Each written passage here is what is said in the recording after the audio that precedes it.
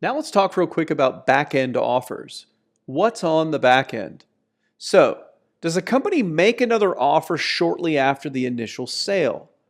Now, a back end is essentially any offer. It's not necessarily shortly after the initial sale. It could be a month later, 6 months later, but anything offered after that initial sale is made, we consider the back end, on the back. So, we want to know with these competitors, after we buy from them, the ones we really want to investigate, do they make another offer shortly after the initial sale? So sometimes companies within 24 hours of you buying from them, they'll hit you up with an offer for something else.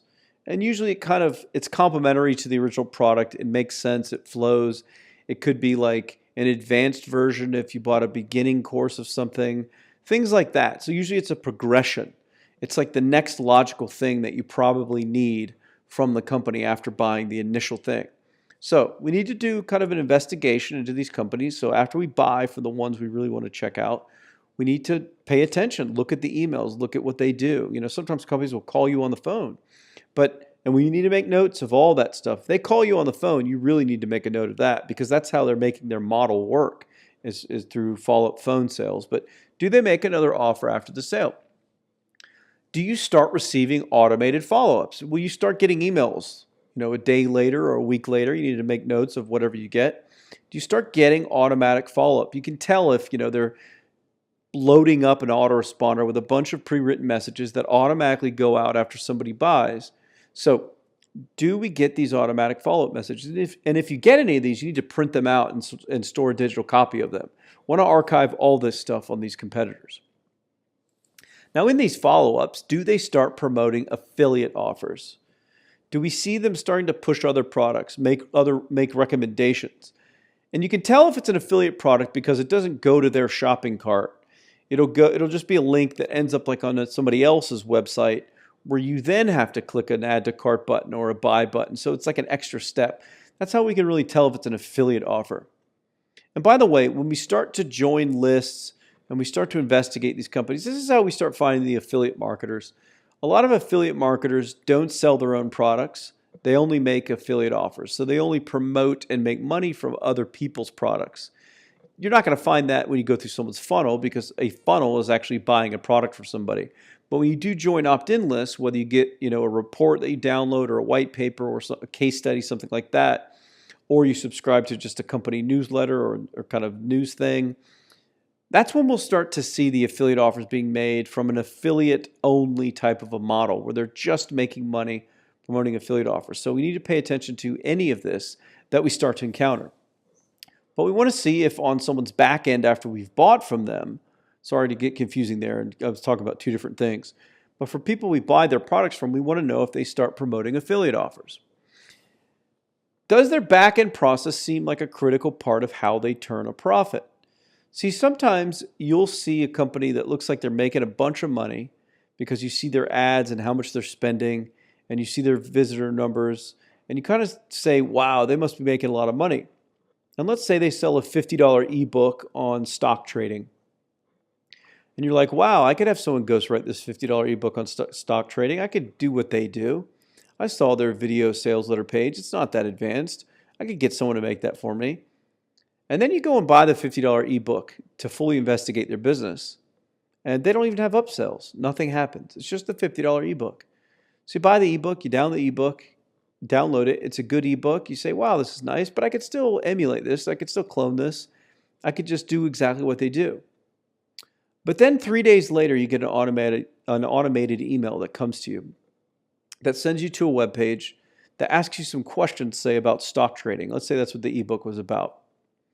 And then before you know it, the questions and the online survey and the process they're putting you through gets you to get on a webinar or a webinar recording. So it's either a live webinar or a webinar recording.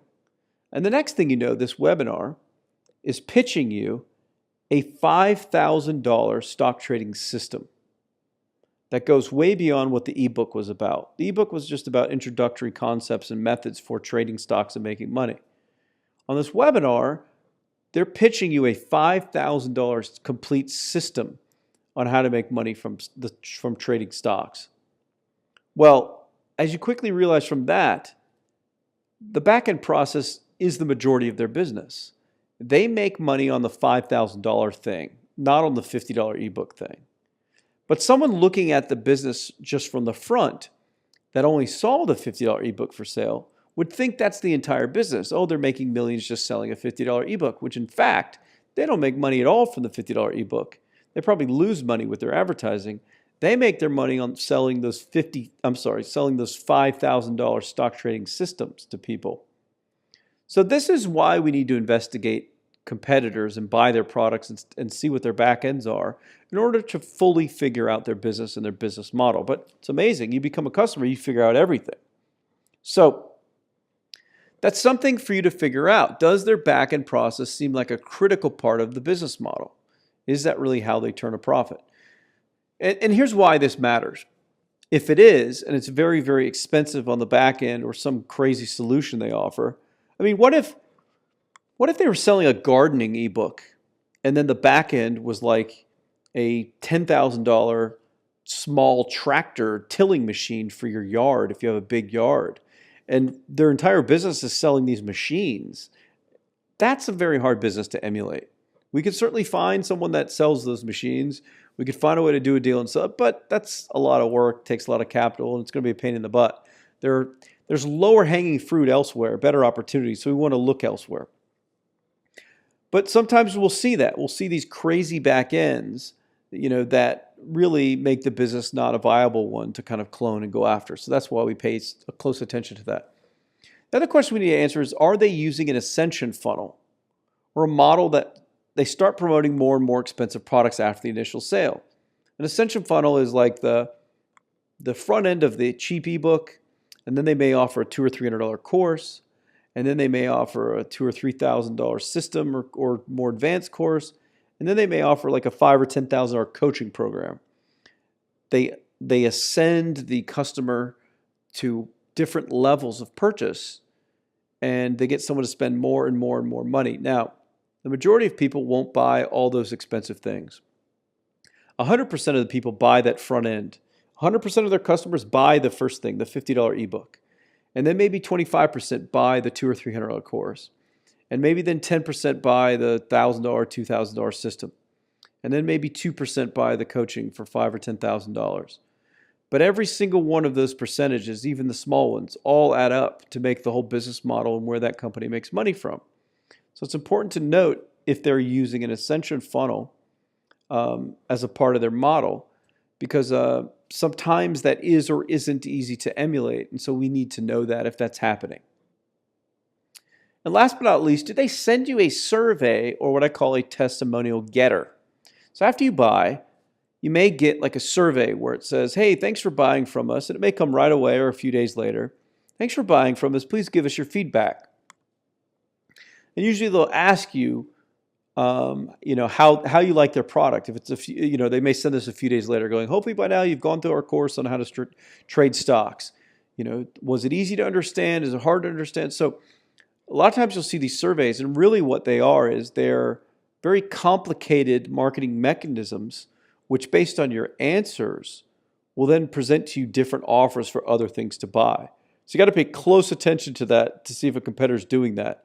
Most of the times they're not, but the smart, more advanced companies, which more and more companies are getting to this, are doing kind of dynamic response like that. So the other thing is, do they send out a testimonial getter? Does an email go out that says, hey, we hope you like our product.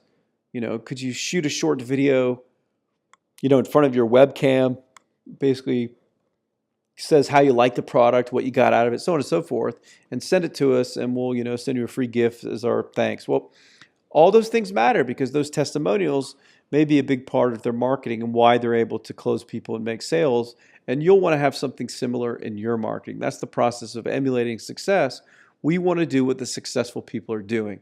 So this is how we investigate a backend. Do the exercise on investigating the backend for a few of your top, kind of opportunities and big competitors that you're finding. And start to figure out what they do after the initial sale, even a few days after, up to a month after.